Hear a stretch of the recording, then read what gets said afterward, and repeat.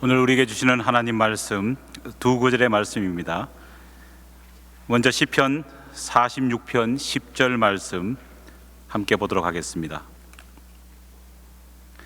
시편 46편 10절 말씀입니다. 구약 성경 836면에 기록되어 있습니다.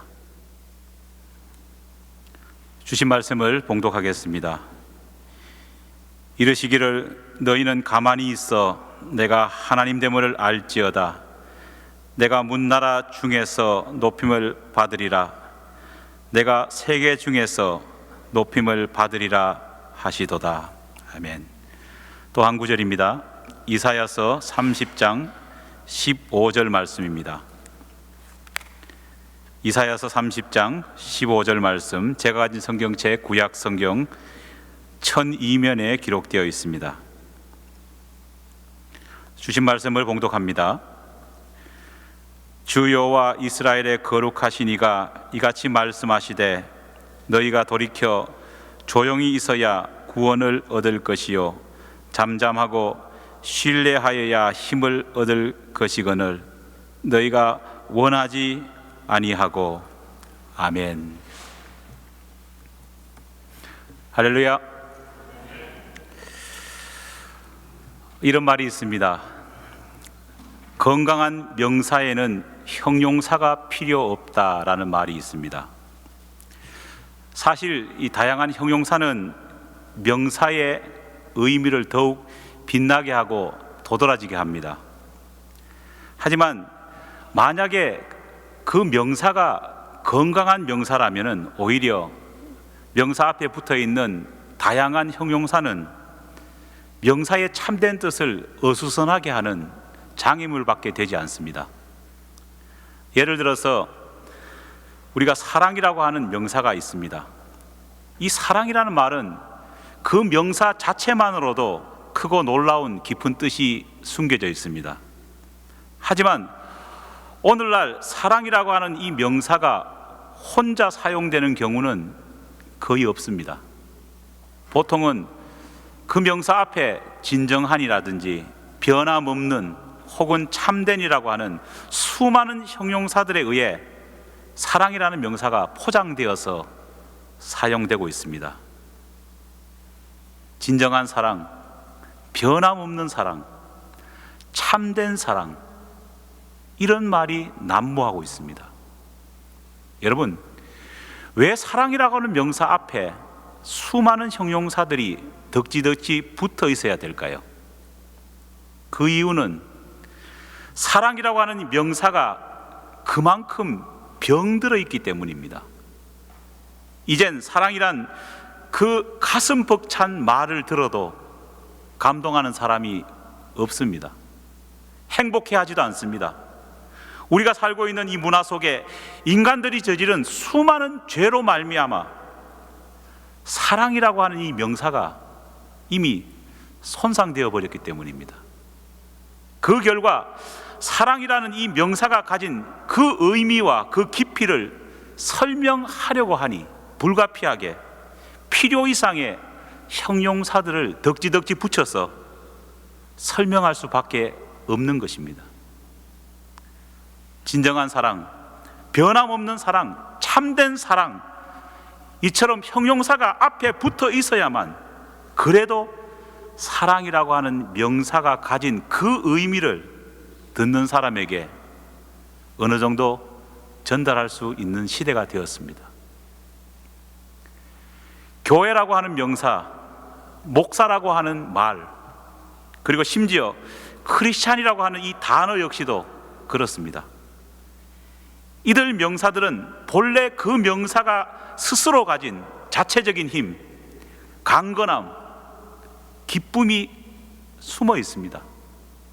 비록 간혹 이러한 말들이 불미스러운 일을 보도하는데 사용되는 예외적인 경우도 있습니다.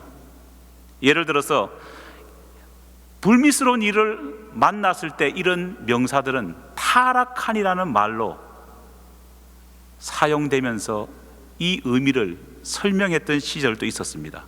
그래서 타락한 교회, 타락한 목사, 타락한 크리스찬이라고 하는 말은요, 교회나 목사나 크리스찬이 원래 가지고 있던 이 명사의 긍정적인 의미를 부정적인 모습으로 설명하기 위해서 어쩔 수 없이 타락한이라고 하는 형용사를 사용하기도 했습니다.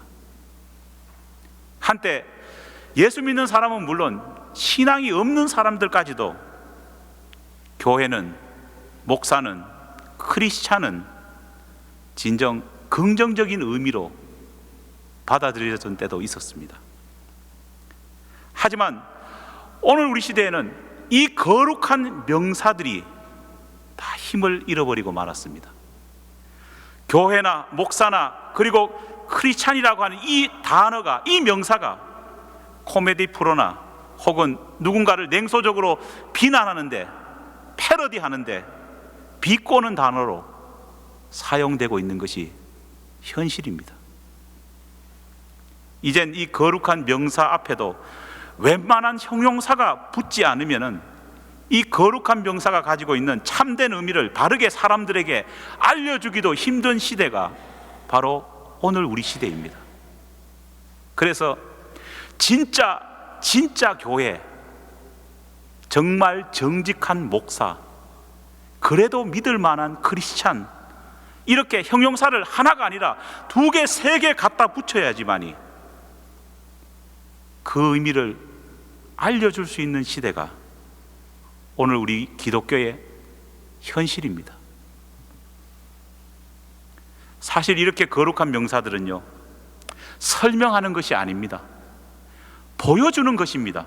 왜냐하면 기독교의 진리는 이성이 아니라 신앙에 호소하는 것이기 때문입니다. 설명이 아닌 삶 속에서 보여주는 감동이기 때문입니다. 만약 우리가 하나님께서 원래 우리에게 주신 그 귀한 삶을 바르게 보여주며 살았다고 한다면은 이런 형용사는 붙을 필요가 없는 고귀한 명사입니다. 왜냐하면 그 명사는 설명이 필요 없을 만큼 우리 자신의 아이덴티티, 우리 자기 자신이기 때문입니다. 하지만 오늘 이 시대는 이 귀한 명사, 교회, 목사, 크리스찬이라고 하는 말이 수많은 설명을 하고 수많은 진정한 뜻을 말하기 위해서 이 형용사, 저 형용사 덕지 붙여야지만이 설명할 수 있는 지경까지 이르고 만 것입니다. 이제 우리는 잃어버린 이 명사의 거룩한 본질을 회복해야 합니다. 회복하지 않고서는 교회는 교회답을 수 없고 전도나 선교도 제대로 이루어질 수 없습니다. 사랑하는 여러분, 과연 우리는 어떻게 이 명사들의 뜻을 바르게 회복시킬 수 있을까요? 이것은 단지 몇몇 단어의 참된 뜻을 회복하자는 그런 말이 아닙니다. 왜냐하면 이 명사들은 바로 우리 자신이고 우리 자신의 신앙 고백이기 때문입니다. 우리 기독교의 사회적인 영향력, 전도, 선교, 이 모든 것도 이 명사가 바른 뜻으로 회복될 때 이루어질 수 있습니다. 오늘 이 시간에는 우리의 정체성과 같은 잃어버린 이 거룩한 새 명사의 바른 의미를 어떻게 회복할 수 있는지, 어떻게 해야지만이 이 거룩한 단어의 앞에 붙어 있는 수많은 형용사의 치장들을 걷어낼 수 있는지 함께 살펴보기를 원합니다. 먼저 교회, 목사, 그리고 크리스찬이라고 하는 이 명사가 가진 본래의 의미를 왜곡시킨 가장 첫 번째 주범이 되는 형용사 하나를 소개하려고 합니다. 그 형용사는 바로 바쁜이라고 하는 형용사입니다. 현대인들에게 바쁘다는 말은 다양한 의미로 받아들여집니다. 바쁘다는 말은 한 인간의 능력을 보여주는 단어가 되고 말았습니다. 바쁘다는 말은 한 인간의 열정과 열심을 대변하는 인격을 판단하는 말로 바뀌어버리고 말았습니다. 게다가 바쁘다는 말은 내가 얼마나 중요한 사람인지, 내가 얼마나 비중 있는 인물인지를 보여주는 척도가 되는 말이 되고 말았습니다. 믿기 힘들 만큼 꽉 짜여진 스케줄을 사람들에게 보여주면은요, 사람들은 이 사람이 얼마나 중요한 사람인구나, 그렇게 믿을 때가 허다합니다. 그렇지 않습니까? 우리가 병원이나 식당에 갔을 때에 병원 오피스 앞에 길게 늘어서 있는 사람들의 줄을 보면, 식당 앞에 문정성실히 이루어진 사람들의 모습을 보면은요, 어떻게 생각합니까? 이 의사는 그래도 좋은 의사구나, 이 음식점은 그래도 좋은 음식점이구나, 그렇게 사람들은 생각해 버립니다.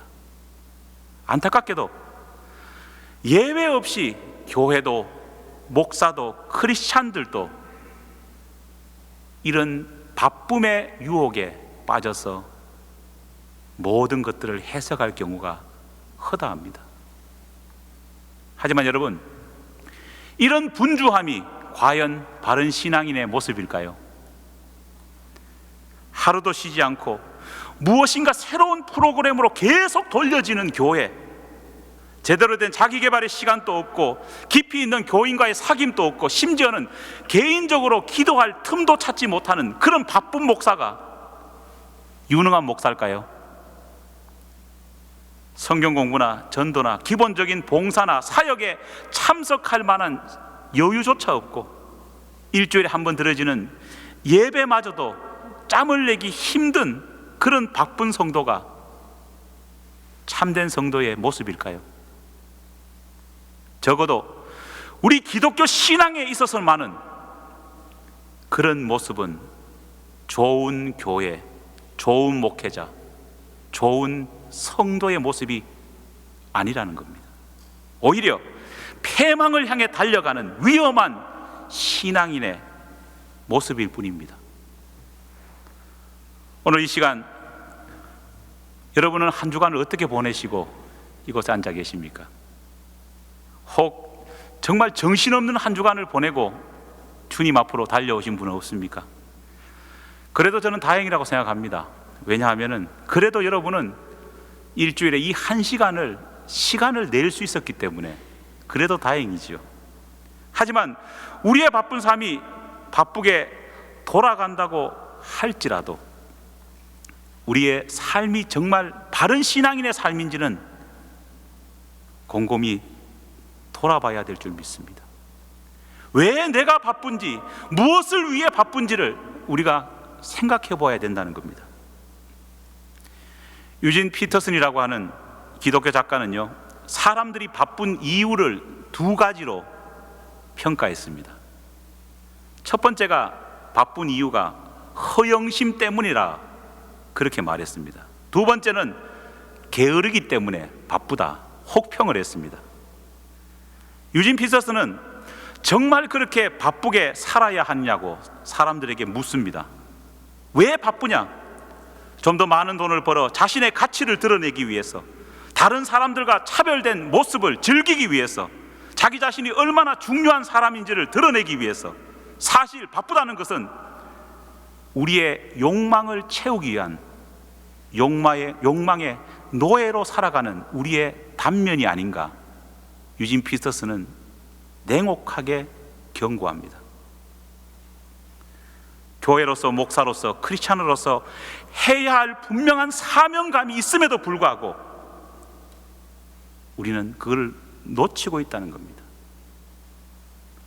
또한 동시에 게으름 때문에 우리는 능히 세상이 지지 말고 우리 스스로가 짊어져야 될 짐을 세상에게 내팽개치고 게으르게 놀고 있다고도 비판하고 있습니다. 사회 정의, 평등, 약자에 대한 보호, 정직한 납세, 이런 문제는 사실 성경에 기록된 믿음의 영역입니다. 하지만 믿음의 영역임에도 불구하고 우리는 우리의 게으름 때문에 침묵하고 우리의 게으름 때문에 외면하고 오히려 우리가 이 문제를 해결하고 우리가 이 문제를 다스려야 됨에도 불구하고 우리의 게으름과 우리의 외면 때문에 오히려 세상이 이 문제를 말하게 만들었습니다.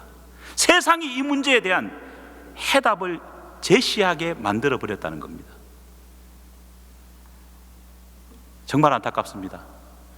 우리가 이 문제에 대해서, 이 세상의 이슈에 대해서 먼저 제기하고 먼저 답을 제시해야 됨에도 불구하고 우리는 게을러서 놓쳐버렸기 때문에 세상이 그 문제를 거론하고 세상이 답을 제시했습니다. 하지만은 세상은 죄악으로 물든 세상입니다. 그렇기 때문에 그들이 제시하는 답은 결코 정답일 수 없다는 겁니다. 결국은 그 정답 아닌 정답 때문에 세상은 더욱더 혼란해져 갈 수밖에 없습니다. 지난 주중에 한국에 사시는 저희 누님께서 전화를 거셨습니다. 저희 누님께서는 대구의 한 대형 교회의 교육부에 속해 있는 집사로 섬기고 있습니다. 전화가 오셔가지고 굉장히 크게 충격을 받으신 목소리로 저한테 하소연을 합니다. 어떻게 해야 될까? 무슨 말입니까? 여쭤보니까요, 얼마 전에 드디어 한국에도 동성애자들의 축제가 있었다고 합니다. 그것 때문에 나라가 들썩였다고 합니다. 그리고 지난주 제가 설교했던 대로 미국에서 연방 대법원에서 동성결혼 합법화가 결정되었지 않습니까? 그 후 폭풍이 그대로 한국 땅에 밀려 들어왔답니다. 문제는 교회를 다니는 젊은이에도 불구하고 청년이든 중고등학생들이든 자꾸 질문을 합니다. 왜 기독교는 인간의 평등, 인간의 자유를 말하는 이 동성연애 평등과 자유에 대해서 반대합니까? 왜 기독교는 평등한 사회를 이루자고 하는 그들의 이슈에 대해서 왜 딴지를 겁니까? 적지 않은 청년들이 누님 앞에 와가지고 항의를 합니다. 심지어 어린 저희 조카까지도 엄마 앞에 그런 질문을 했다는 겁니다. 어떻게 해야 될까? 저한테 물었습니다. 제가 그때 대답을 이렇게 했습니다. 방법은 우리가 게을러서 놓쳤던 자유평등 그 이슈들을 교회가 다시 회복해야 되고, 이제 그 문제에 대해서 교회가 외면하지 말고 선결적으로 가르쳐야 된다 제시했습니다. 여러분, 원래 교회는 자유와 평등과 사랑이라고 하는 원리를 우리 교회가 가지고 있었습니다. 레위기서, 신명기서를 보십시오. 사회 정의에 관해서 하나님께서는 우리에게 사명을 주셨습니다. 하지만은 어느 순간 우리는 그거를 다 게을러서 팽개치고 이 예배당에서 우리끼리만 좋게 살다 보니 오히려 그 이슈가 사회적인 이슈가 되고 해답을 내야 되는 우리 교회는 잠자고 있고 세상이 해답을 제시하다 보니 죄로 물든 세상이 죄악된 해답밖에 줄 수 없다는 겁니다. 사랑하는 여러분, 바쁜 것은 결코 좋은 것이 아닙니다. 자랑거리도 아닙니다. 바빠서 기도하거나 설교 준비를 할 시간을 넉넉히 가지지 못한 목사가 어떻게 참 목사일 수가 있겠습니까? 저는 우리 선배 목사님들 보면서요 답답할 때가 있습니다. 부흥의 스케줄을 신문에 빠짐없이 기록하는 분들 보면은요, 언제 설교 준비할 수 있는 시간이 있을까? 놀랍기만 합니다. 너무 바빠서 사회적인 문제나 개인의 아픔에 관심을 가지지 못하는 교회가 어떻게 좋은 교회일 수 있겠습니까? 세상에 울부짖음도 듣지 못한 채 교회 안에서 스스로 만든 수많은 행사에 매몰되어서 교인들이 거기에 빠져 있는 교회가 어떻게 건강한 교회이겠습니까? 눈꽃 돌 데 없는 바쁜 삶 가운데서 자기 자신은 물론 이웃을 향한 삶의 여백조차도 갖지 못하는, 전도와 선교는 꿈도 꾸지 못하는 그런 삶을 사는 크리스찬들이 어떻게 바른 크리스찬일 수 있겠습니까? 신앙은 결코 바쁜 가운데서 성장하는 것이 아닙니다. 오히려 여유와 여백 속에서 믿음은 익어가는 것입니다. 오늘 본문인 시편 46편 10절 말씀 이렇게 말하고 있습니다. 너희는 가만히 있어 내가 하나님 됨을 알지어다. 할렐루야. 가만히 있어. 이사야 30장 15절은 또 이렇게 말합니다. 너희가 돌이켜 조용히 있어야 구원을 얻을 것이요 잠잠히 있고 신뢰하여야 힘을 얻을 것이다. 할렐루야. 존 어머는 크리스찬이 가지고 있는 두 가지 악이 있다고 말했습니다. 하나는 부산함이요, 두 번은 걱정이라 그렇게 말을 했습니다. 부산함을 버리고 조용히 주님 앞에 나아가 걱정 근심을 주님 앞에 맡겨놓고 조용함의 집중력을 통해 하나님께 나아가는 것이 성경적 인생의 모습이라는 겁니다. 두 번째로 교회 목사, 크리스찬이라고 하는 거룩한 명사를 오염시킨 형용사가 있습니다. 그것은 바로 복된이라고 하는 형용사입니다. 여러분, 복은 하나님께서 우리 인간에게 주신 최고의 선물입니다. 믿습니까? 하지만 오늘날 이 복이라고 하는 말은 우리 욕망의 실현을 말하는 단어로 변질되고 말았습니다. 오늘날 복된이라고 하는 이 형용사를 말하면서 생각하는 모든 사람들의 생각적인 사고는 편안함, 쉬운, 풍요로운 이런 의미로 복됨을 생각하고 있습니다. 많은 크리스찬들이 입으로는 십자가를 짊어지겠다고 말합니다. 하지만 그들은 사실 인생의 역경과 환난을 곧 십자가라 생각합니다. 내게 좀 어려움이 있으면 내가 십자가 지고 있다 생각합니다. 하지만 아닙니다. 그것이 십자가가 아닙니다. 성경이 말하는 십자가는 내가 잘못해서 당하는 어려움, 내가 실수해서 당하는 어려움, 내가 게을러서 당하는 어려움이 아닙니다. 진정한 십자가는 내가 굳이 당하지 않아도 되는 환난을 예수 그리스도께 순종하기 때문에 내가 그 순종 때문에 자발적으로 짊어지는 것이 십자가입니다. 따라서 십자가는 강요에 의해서 되는 것이 아닙니다. 험한 일이 충분히 예상됨에도 불구하고 우리 주님이 가르쳐 주신 그 삶을 살기 위해 순종으로 내가 선택하는 것입니다. 복된 삶도 동일합니다. 나의 욕망을 충족시키기 위한 복이 아닙니다. 복된 모습이 아니라는 겁니다. 어떻게 해야 될까요? 인생을 보는 관점을 바꿔야 됩니다. 시간의 관점에서 인생을 보지 말고 우리 그리스도인은 영혼의 관점에서 이터널 라이프, 영혼의 관점에서 인생을 봐야 됩니다. 유명한 사람이 되기보다는 오히려 유용한 사람이 되기를 갈구해야 됩니다. 섬김을 받기보다는 섬기려는 자가 되는 것이 복된 삶이요 십자가를 지는 삶이라는 것입니다. 사랑하는 여러분, 이런 삶을 결단할 수 있겠습니까? 브라운이라는 사람은 이런 말을 했습니다. 사람을 감동시키는 모든 연설은 누군가 정신이 제대로 박혔을 때 가만히 곰곰이 생각하는 상태에서 작성된 연설문이 최고의 연설문이 될 수 있다 말하고 있습니다. 그렇지 않습니까? 정신 똑바로 차리고 조용한 가운데서 만들어진 연설문이 최고의 연설문이 될 가능성이 높습니다. 정신을 바로 차려야 될 줄 믿습니다. 분주함에 현혹되지 말아야 될 줄 믿습니다. 편안함과 성공에 도취되지 말아야 될 줄 믿습니다. 게으름에 빠지지 말아야 될 줄 믿습니다. 하나님께서 우리에게 주시는 말씀, 성령의 음성을 정신 차리고 귀 기울여야 될 줄 믿습니다. 성경을 읽어보십시오. 하나님의 놀라운 음성의 역사는 시끄러운 가운데서 주어지지 않았습니다.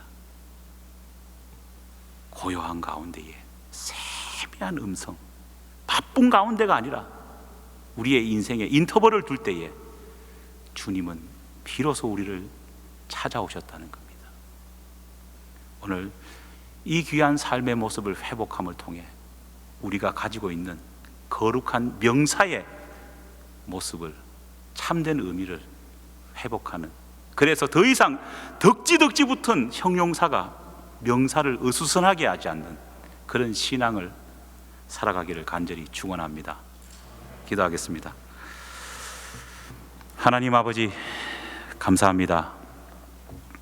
주님께서 우리에게 주신 우리의 정체성과 같은 귀한 거룩한 명사들이 있었습니다. 교회라고 하는 말에 가슴 뛰고, 목사라고 하는 말에 신뢰감을 가지고, 크리스찬이라는 말에 희망을 가져던 시대도 있었습니다. 그러나 모든 거룩한 명사의 뜻이 사라져 버렸습니다. 이제는 이것저것 형용사를 덕지덕지 붙이지 않고서는 우리의 참된 마음의 의미를 설명하기도 힘든 시대가 되었습니다. 아버지, 우리를 용서하여 주시옵고 다시 한 번 더 일어섬을 통해 이 거룩한 명사들의 바른 뜻이 세상 모든 사람들에게 심겨질 수 있도록 도와주시옵소서. 바쁨과 나태함을 걷어낼 수 있도록 주님 도와주시옵고, 우리의 삶을 바르게 주님께 드림을 통해서 이 세상을 넉넉히 변화시키는 변화의 주인공으로 우리 모든 교우들이 설 수 있도록 도와주시옵소서. 믿사오며 예수님 이름으로 기도하옵나이다. 아멘.